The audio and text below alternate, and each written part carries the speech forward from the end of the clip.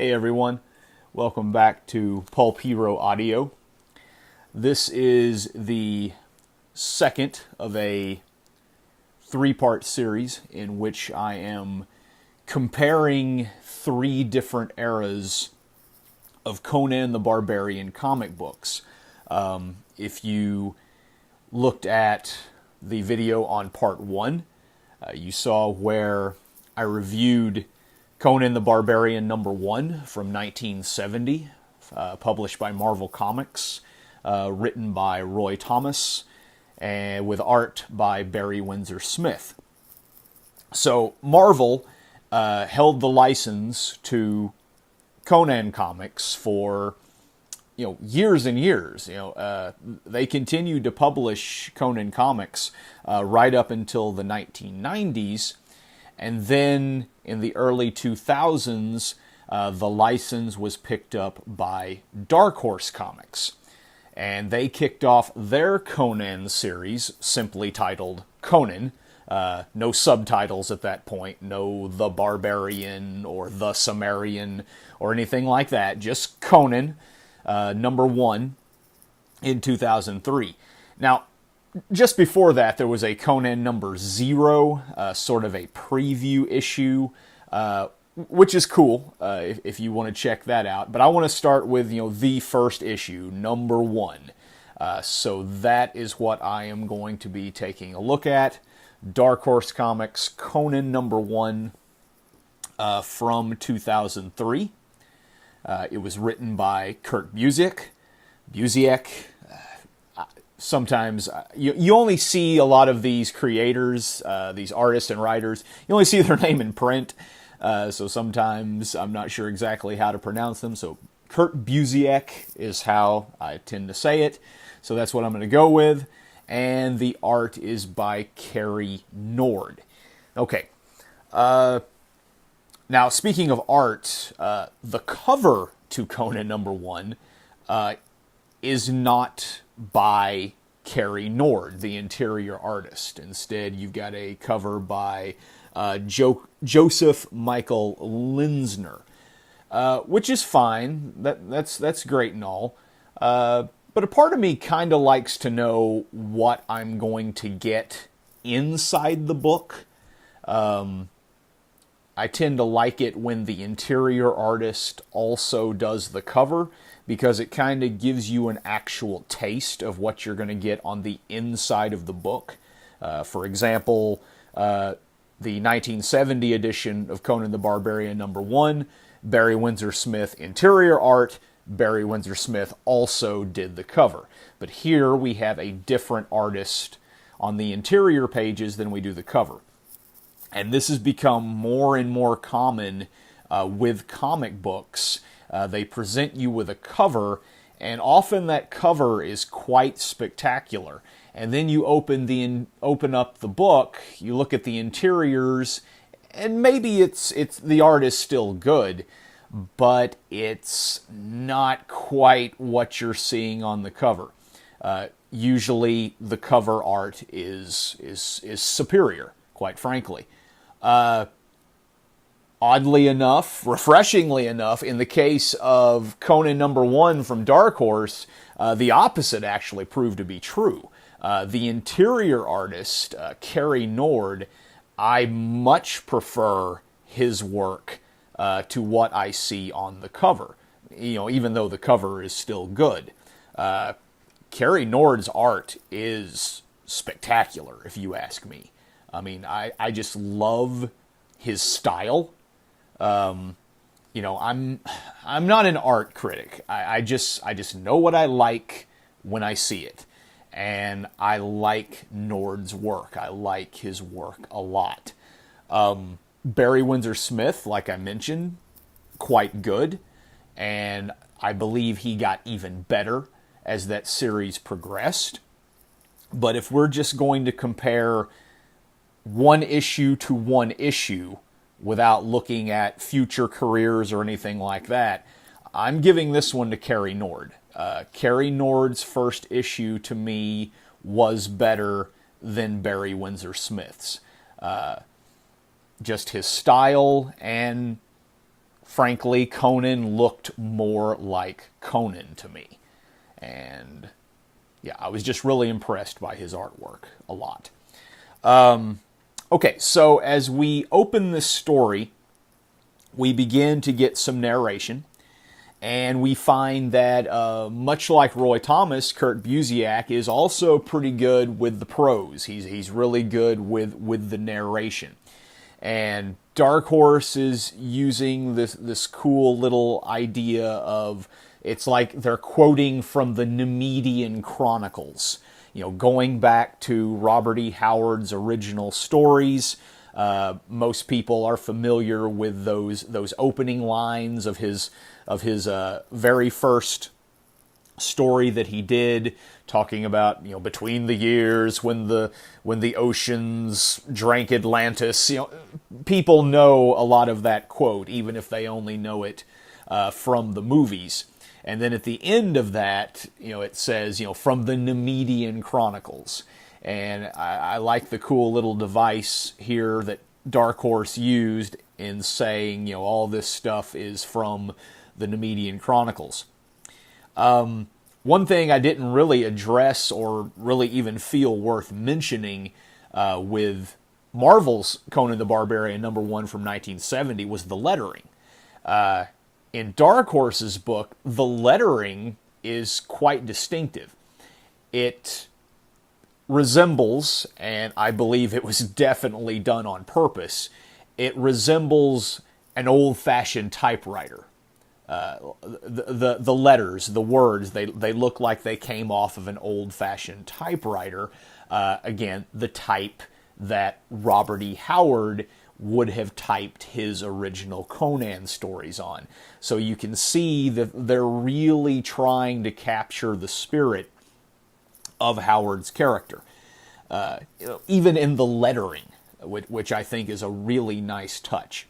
So we begin with a young mother with child running through the snows, a blonde woman. She's being chased by a red-haired warrior. And what we basically find is we have our two northern tribes, one of Asgard, the other of Vanaheim. And the Vanirmen of Vanaheim are raiding this Aesir village, while the men, the warriors, the hunters are away. They're attacking while it's pretty much just women, children, the very old, the very young, that kind of thing. Kind of a cowardly sort of action, by most standards. And we see that, right off the bat, Busiek wants to establish that these Vanirmen, they're not good guys, because we see that he's basically planning to first murder her child and, then most likely proceed to rape this woman. But fortunately for us, our hero arrives just in time to prevent that, as Conan the Barbarian shows up. And in this first page, we get a totally different from the old Comics Code Marvel comic. We get a very stark difference. We see that this is going to be a much different tone of a Conan comic, as we see, this muscular figure appear, and with this massive sword in his hands, and he just lops off the head of this guy, and there's blood everywhere. There's blood on the blade of his sword. There's blood splattering on the poor girl that could have been his victim. Blood jetting from the body that's head has just been removed. So we see that, the violence, we're getting back into that gritty, pulpy sort of violence that you would find in Howard's original stories. And that to me, that's just great. I mean, I just love that kind of action, that kind of thing. So as we continue into the story, again, I like this depiction of Conan. He doesn't talk a lot. He's kind of a little more reserved, but he's sort of surly. He's a teenager, and just this sort of truculent sort of guy. A little bit cocky, that kind of thing, as he encounters these Veneermen and proceeds to cut a bloody swath through them. And then we find the Aesir, the men, the warriors, the hunters. They return to their village, and they kind of suss out Conan a bit to find out what he's all about. Because the Dark Horse comics are following the Darkstorm chronology. So this is going to lead directly into an adaptation of Robert E. Howard's story, The Frost Giant's Daughter, in the second issue. What that story never really told us, is how exactly did Conan end up with this group anyway? What did he do to kind of earn their trust and that kind of thing? And that gets answered quite well in this story, as he sort of, proves that he is someone that they could use, that they could trust in their blood feud against the Veneermen. Although we do see that some characters, one in particular, still doesn't care for him very much. So then they have a funeral of sorts. They burn the bodies of the dead. And here we see Conan getting a bit of a taste of a seer life. He's talking to their chieftain, Niord, and Conan asks, "I had heard the Aesir burn their dead, Niord, but why?" And Niord says, "What should we do? Bury them in the stony ground like you men of the dark woods? No, the smoke rises. It rises to the heavens, a stairway for the souls of the departed to reach the halls of forever." And Conan kind of smiles and says, "Huh, then you have something to look forward to after death. We have only Crom's cheerless, misty realm before us and would much rather live." And he kind of smiles and says, "No wonder we always beat you in battle." Kind of a little joke there. But here we get, I think, a taste of Conan is starting to kind of like these people. He's starting to enjoy and appreciate their culture and their way of life. And I talked about this quite a bit in another video where I did some commentary on The Frost Giant's Daughter, how this time in Conan's young life really had quite an impact on him. I think in shaping his theology, philosophy, whatever you want to call it. So if you want to check out more on that, you can look at that other video. So then we see them sharing a meal, and we find, that Conan kind of has eyes for the chieftain's daughter, who is beautiful, naturally, because this is, after all, a Conan story. We also find that although he is young, Conan is still quite experienced. He has been speaking at the council fires of his own people since before he was 15 years old. He was at this great battle, the Battle of Venarium, Siege of Venarium. Okay, so he is quite experienced, even though he might be, all of 16 years old at this time. And we also find why Conan is sort of defying the tradition of his people, the Sumerians. We find that he's kind of counterculture because, again, his grandfather was like that. Conan has grown up on the stories of his grandfather about the outside world, and those things have intrigued Conan, made him very curious, so he has decided to go out and explore the world. So then Niord asks, I think a pretty important question. He's like, okay, you want to leave Samaria, you want to see all these lands, all these exotic lands and peoples that your grandfather talked about. So why are you up here? Why are you going north rather than going south? Okay, because in some of the old chronologies by authors L. Sprang de Camp and Lynn Carter, they would have this part of Conan's life be quite a bit later. So why come to the north? What is up here that you want to see? And it turns out that the thing that Conan is fascinated by is his grandfather's stories of a kingdom that lies to the far north called Hyperborea, this ancient exotic kingdom. And there's a panel as Conan is talking about this. He says, I have little interest in music or contemplation, but such wonders, such magics, I would see them with my own eyes.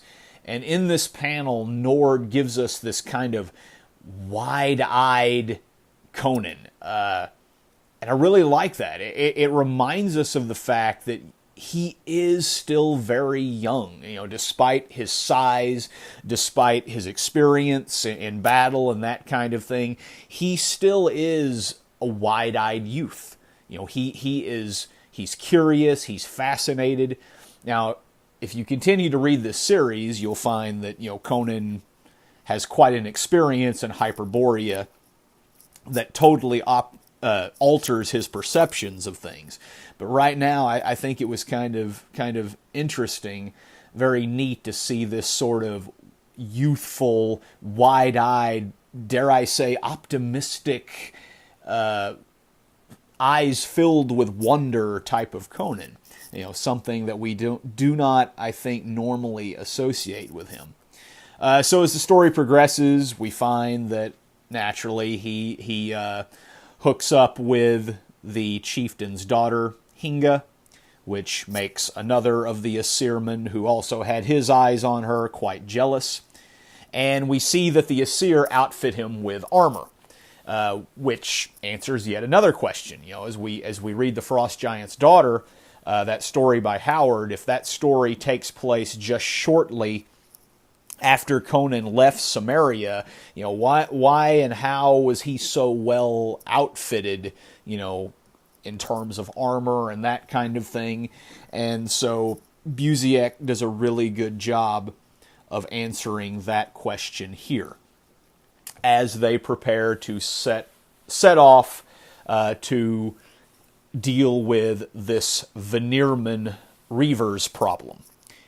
And that kind of brings us to the end of the issue, which is going to then lead directly into issue number 2, which is a straight adaptation of Robert E. Howard's story, The Frost Giant's Daughter. So, what did I think of Dark Horse Comics Conan number 1, especially compared to Marvel's 1970 Conan the Barbarian number 1? I like them both, but for me, I'm going to give the nod to Dark Horse's version. I thought that this was just an excellent introduction to Conan. I thought it really captured the essence, the flavor, the spirit of Robert E. Howard's Conan. It feels like it's much more structured, that there's a more thought out plan, if you will, with this series going forward.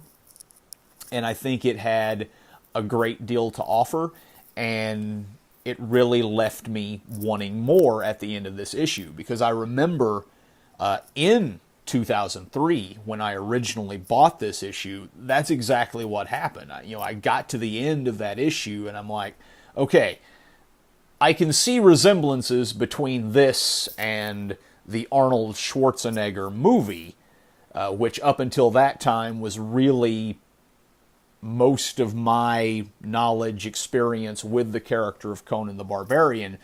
But after reading this, I could tell there was something different. This was going back to something about the character that maybe had not been tapped into for a long time. And it was this issue, it was this comic that made me curious about the character. This comic book is what made me decide, hey, I want to go back and read those original Robert E. Howard stories. I want to know where all this is coming from, the inspiration for this. And that's something that the Arnold Schwarzenegger movie never did for me, even though I do enjoy that movie for what it is. It's not something that any of the paperback novels that I had seen on shelves in stores and libraries had ever done. It did more than the occasional Marvel Comics issue that I might see somewhere and flip through from time to time. So maybe I'm a little bit biased, but this Conan comic, Dark Horse Comics #1, made quite an impression on me, and I highly recommend it to this day. Speaking of recommending, I did not mention in the last video, if you want to read these comics, what's the best way to do that? Well, there are a number of sources. I'm sure you can probably find digital versions to purchase at this point on Comixology and places like that. But if you're a bit more old-fashioned like me and you want, a tangible book that you can read on your own, at this point, if you want to go back and read these Dark Horse comics, you can probably still find collected editions of them in, say, the Conan Omnibus from Dark Horse Comics. Now you have to understand that Dark Horse doesn't hold the license anymore, so once those comics are gone, they're gone. But now that Marvel has the rights, they can reprint those as well, which they have done recently in a collected edition from their Epic collection entitled Out of the Darksome Hills, which contains this very issue. As for the Roy Thomas, Barry Windsor-Smith, original 1970 Conan the Barbarian #1, Marvel right now has recently published a very nice, very gorgeous hardcover, all the works omnibus containing that issue plus many more. Now it is rather expensive, so if you're looking for something a bit friendlier to your wallet, I might suggest you look for some of the reprints that Dark Horse did when they had the license, which you might still be able to find on Amazon or eBay or a used bookstore or somewhere like that. So that's about all I have to say about Conan #1 from Dark Horse Comics. Be sure to come back, I hope to be very soon, with the third and final installment of this series, where we look at the most recent era of Conan the Barbarian comics, that being the 2019 series, Conan the Barbarian, again back at Marvel, by Jason Aaron, with artwork by Mahmoud Asrar. So, I'll see you then. Take care.